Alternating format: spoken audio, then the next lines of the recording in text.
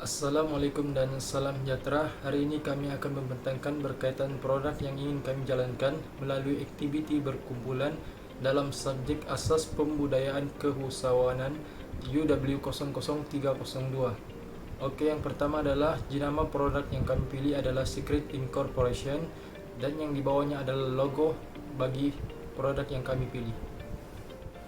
Bahagian pengenalan. Popero ialah produk makanan yang diperbuat daripada kulit popia yang digulung dan kemudiannya disalut menggunakan pelbagai perisa seperti balado, cheese dan susu. Jenis praktikum perniagaan kami adalah pengambilan pesanan melalui media sosial seperti WhatsApp atau Instagram dan seterusnya membuat penghantaran. Jenis industri adalah makanan dan minuman. Jenis produk kami adalah popero, yaitu popia yang mempunyai pelbagai perisa seperti balado, cheese dan susu. Hello, saya Dayan Nur Kamarina, BP 2110214. Untuk bahagian saya akan menerangkan bagaimana kumpulan kami mendapat idea bagi mengeluarkan produk ini. Antara masalah yang kami dapati ialah isu di mana pelajar menginginkan sesuatu kudapan rangup, namun menghadapi masalah kesukaran mendapatkan kudapan itu. Sebagai penyelesaian masalah ialah dengan menjual kudapan rangup seperti popia goreng berperisa, ini dapat mengatasi masalah pelajar tersebut.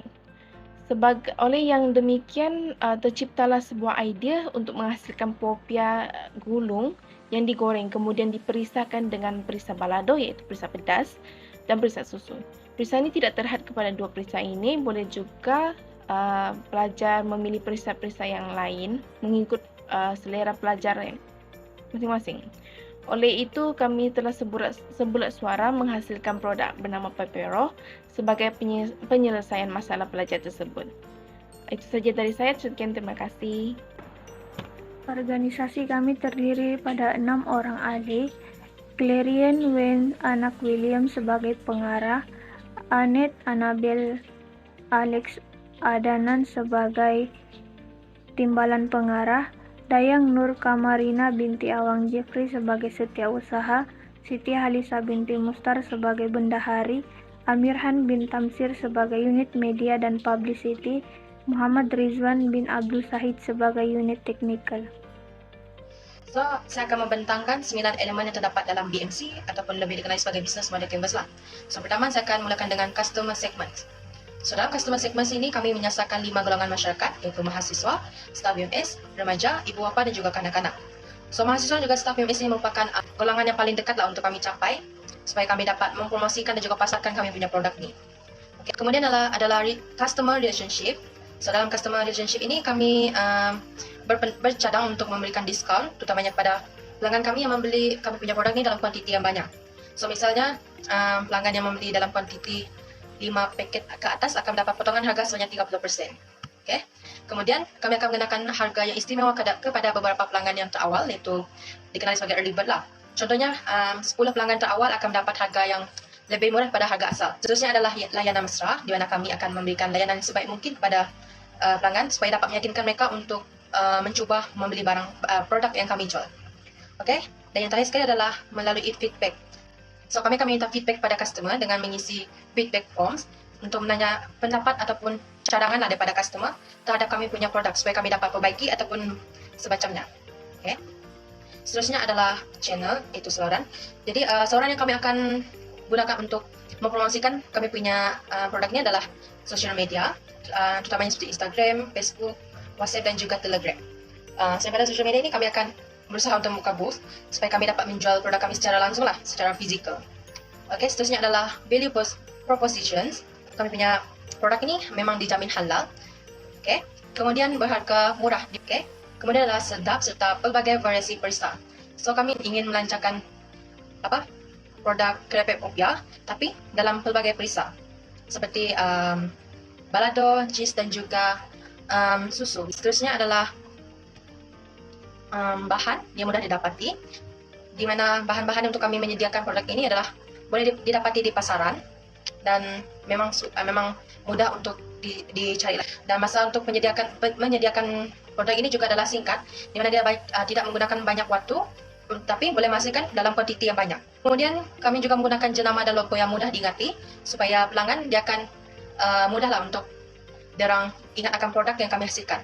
So kalau derang tengok ini produk, so derang akan tahu ini adalah produk daripada kami punya daripada jenama kami lah gitu, jenama secret. Kemudian kegemaran ramai. Jadi popia ini memang dikenali sebagai salah satu makanan ringan yang digemari ramai lah dalam masyarakat kita, daripada kanak-kanak sehingga ke orang dewasa. Kami juga akan menyediakan tester. So dengan tester ini kami dapat meyakinkan kami punya pelanggan bahawa kami punya produk ini adalah sedap dan berbaloi untuk dicuba. Seterusnya adalah key activity. Dalam key activity ini kami akan mulakan dengan proses produksi bahan mentah menjadi produk akhir. So di sini adalah di mana kami akan menyediakan, mencari bahan dan juga mengolah dia menjadi produk yang akhir lah. Maksudnya kita akan menjalani proses memasak, kemudian menyaluti dan juga packaging begitu. And then kami akan promosikan produk ini seperti mana saya katakan tadi, kami akan mempromosikan dia melalui sosial media dan juga membuka booth lah. Okay. Dan terakhir adalah kami akan menggunakan bahan yang berkualiti tinggi. Seterusnya adalah key partner. Dalam key partner ini kami akan berurusan dengan pembekal bahan mentah, kemudian pembekal bahan sokongan. So pembekal bahan sokongan ini kami akan berurusan dengan dia untuk mendapatkan peralatan seperti memasak dan juga pembungkusan. Okay. Seterusnya adalah cost structure. So, dalam cost structure ini kami mengambil kira seperti kos bahan mentah, kos pembungkusan, kos utility dan juga kos pengangkutan dan juga penghantaran. So kos bahan mentah ini adalah seperti mana kita sedia maklum adalah bahan-bahan dalam kita menyediakan produk ini untuk menjadi produk akhir yang kita akan pasarkan. Kemudian kos pembungkusan dan kos packaging lah untuk kami packkan produk kami ke dalam bentuk yang boleh dijual. Kemudian adalah kos utility, iaitu kos yang seperti kos elektrik dan juga kos air, kos-kos yang terlibat secara tidak langsung dalam kami menyediakan bahan-bahan dalam kami menyediakan produk tersebut. Dan last sekali adalah kos pengangkutan dan juga penghantaran. Jadi kos pengangkutan dan juga penghantaran adalah termasuk dengan kos untuk kami mendapatkan bahan mentah dan juga kami menghantar dan juga kos delivery untuk kami hantar kepada pelanggan. Okay. Dan akhir sekali adalah revenue streams. Jadi kami akan dapatkan keuntungan penjualan krepek popia yang pelbagai perisa. Ini seperti balado, cheese dan susu sebagai kami punya keuntungan utama lah. Jadi itu saja daripada saya. Terima kasih. Selamat pagi kepada semua. Nama saya Enet Anabella Alexanandan, nomor matriks BP 2110255. Saya akan membentangkan tentang risiko perniagaan yang mungkin akan dihadapi oleh kami semasa menjual produk ini. Terdapat 3 risiko yang telah saya kenal pasti. Yang pertama ialah risiko strategik, seperti wujud pesaing yang turut menjual produk yang sama tetapi dengan harga yang lebih rendah berbanding dengan harga jualan kami. Seterusnya ialah risiko operasi, yaitu quality produk yang perlu senantiasa kami jaga untuk memastikan quality produk kami ini terjamin berkualiti tinggi. Yang terakhir pula ialah risiko pasaran, yaitu kekurangan pembeli kerana cita rasa yang tidak bersesuaian. Hal ini disebabkan tidak semua pembeli mempunyai cita rasa yang sama dan berubah-ubah mengikut zaman, persekitaran, dan emosi pembeli itu sendiri. Itu sahaja daripada saya untuk risiko perniagaan. Oke, seterusnya ialah kesimpulan. Perniagaan Popero daripada Secret Incorporated, yaitu kumpulan kami ini mempunyai satu misi untuk membentuk sebuah perniagaan yang berasaskan makanan terbaik dan berkualiti untuk pelanggan. Oke, kepuasan pelanggan terhadap produk perniagaan kami ini adalah salah satu kepentingan untuk kami bagi mendapatkan pelanggan yang tetap agar perniagaan kami bertambah maju dan dikenali oleh semua masyarakat.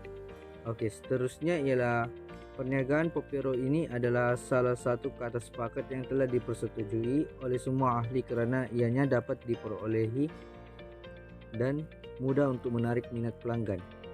Oke, BMC telah membantu kami untuk merancang perniagaan dengan lebih teratur dan lengkap. Selain itu, kami juga dapat mengenal pasti beberapa aspek yang perlu dititikberatkan seperti pemilihan produk, pemasaran, dan strategi dalam perniagaan. Oke, untuk plan kontingensi, kami juga menyediakan plan sandaran jika perniagaan Popero ini mempunyai masalah yang serius dan tidak dapat diatasi dengan baik, yaitu kami akan menggantikannya kepada perniagaan Kokojar kerana bahan-bahannya mudah untuk didapati dan mempunyai permintaan yang sangat tinggi.